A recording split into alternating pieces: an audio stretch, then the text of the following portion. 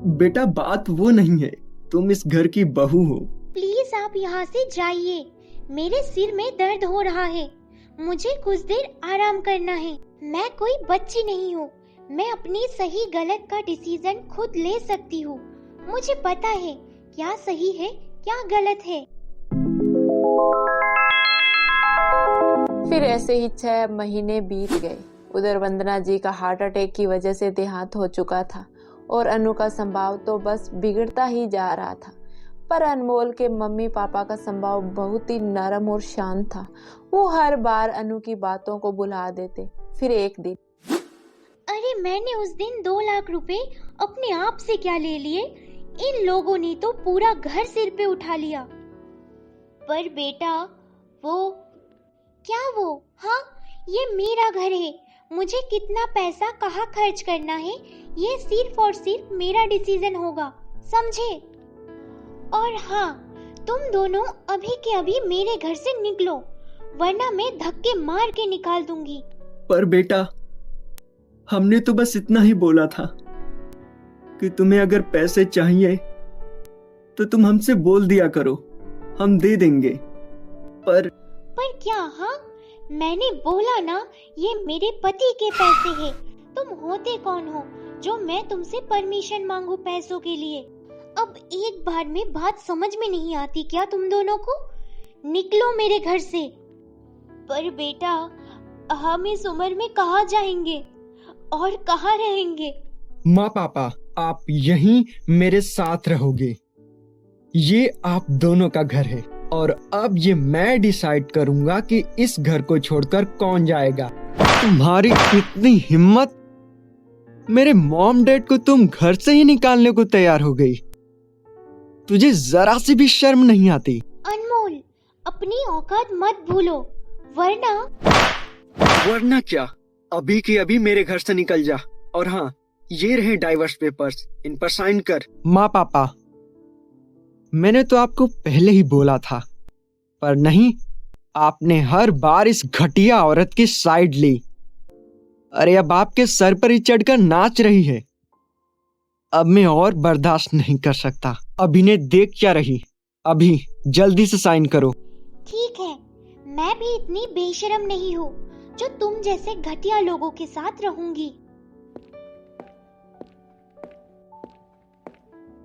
अरे ये संदीप भी मेरा कॉल अटेंड नहीं कर रहा, कितनी बार ट्राई कर चुकी हूँ।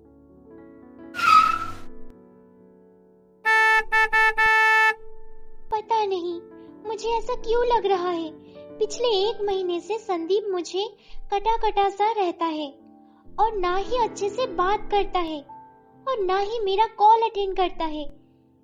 कहीं वो किसी और से तो नहीं, ऐसा नहीं हो सकता। संदीप मुझसे बहुत प्यार जो करता है। पर संदीप, सच बताओ, इतनी देर जो कॉल आया था वो लड़की कौन है? तुम मुझसे कुछ छुपा रहे हो, है ना? अरे डार्लिंग, ऐसे थोड़ी हो सकता है। तुम तो मेरी वाइफ हो। मैं तुमसे बहुत प्यार करता हूँ, तो तुमसे क्या छुपाना। संदीप, लाओ अपना फोन मुझे दो। क्यों? अरे तुम इतना घबरा क्यों रहे हो? इसका मतलब तुम्हारे और उस अनु के बीच में कुछ तो है। अरे ऐसा कुछ नहीं है आयशा। तो अपना फोन दो मुझे अभी। उस लड़की के नंबर ब्लॉक करना है ताकि दोबारा उसका कॉल कभी ना आए। ये देखो, मैंने ब्लैक लिस्ट में डाल दिया। अब खुश? Thank you. अनु, तुम यहाँ और इतना सारा सामान भी साथ में, कहीं तू घर छोड़कर तो? हाँ दादी, मैं घर छोड़कर आऊँ।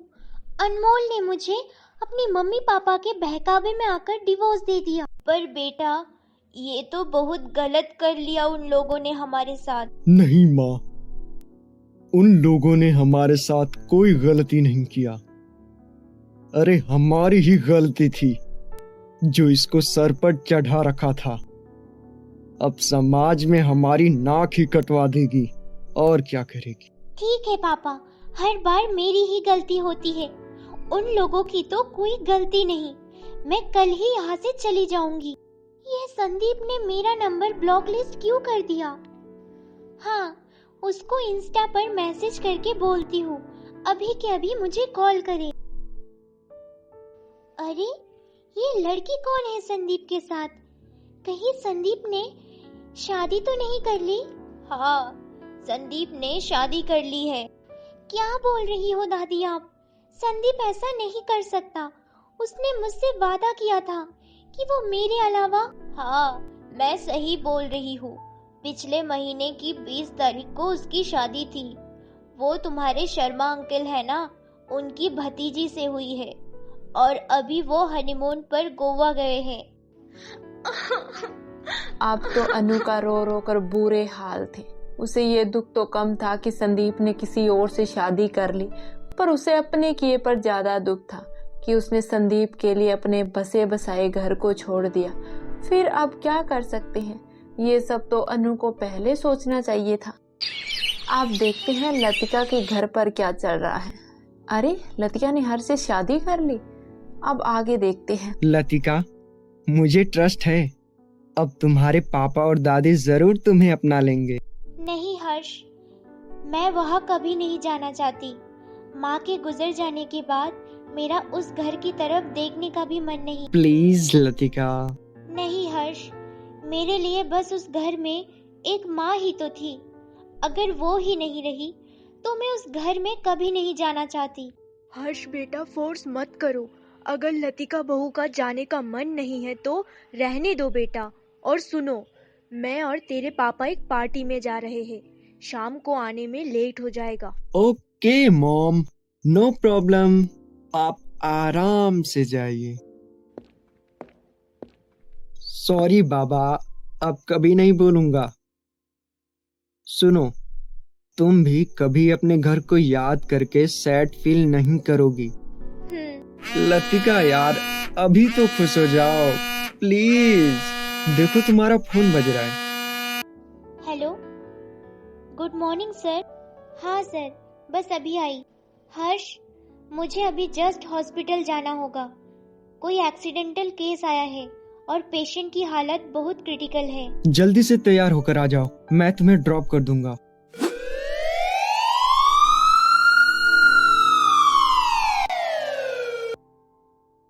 पापा आप, प्लीज पापा, आपको कुछ नहीं होने दूंगी। आप जल्दी से ठीक हो जाओगे। हे बांसुरी वाले, मेरे बेटे को बचा लेना प्लीज। उसको कुछ नहीं होना चाहिए, वरना मैं जी नहीं पाऊंगी। प्लीज दादी, अपने आप को संभालिए। पापा को कुछ नहीं होगा। मैंने थोड़ी देर पहले एक नर्स से बात की थी। सॉरी मैम, आप बस 2 घंटे और इंतजार करिए। डॉक्टर भी आ चुकी है। पेशेंट का बस ऑपरेशन चल रहा है। Thank you sister. दादी, बस अभी 2 घंटे होने ही वाले हैं।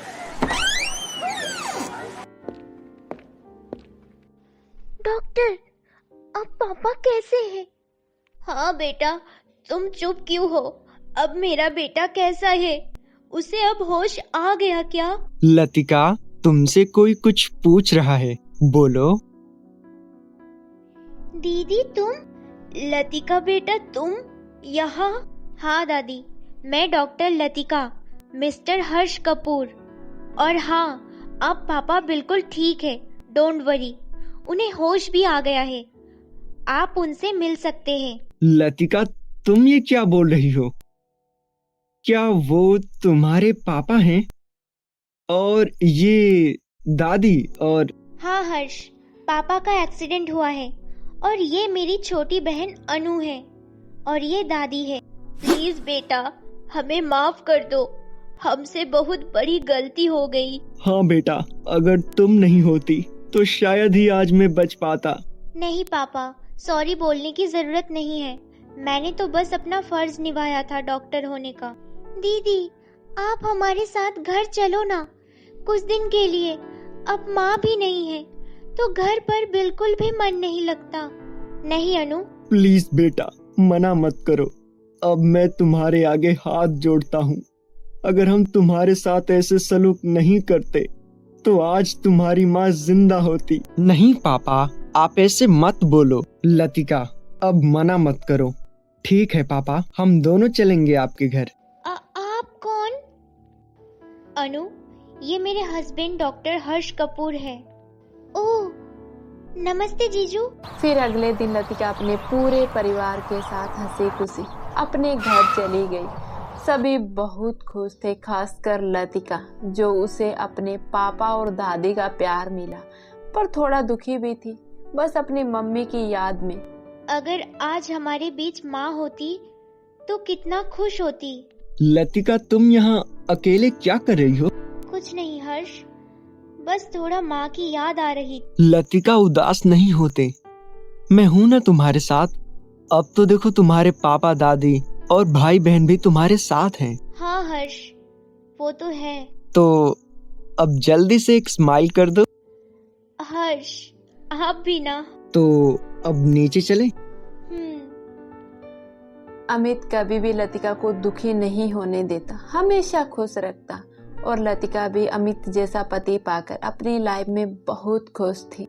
तो गाइस, आपको ये स्टोरी कैसी लगी हमें कमेंट सेक्शन में अपनी राय जरूर देना। और हाँ, अगर आपने अभी तक हमारे चैनल को सब्सक्राइब नहीं किया है तो प्लीज जल्दी से सब्सक्राइब कर दीजिए और बेल आइकन वाला बटन जरूर प्रेस कर लेना।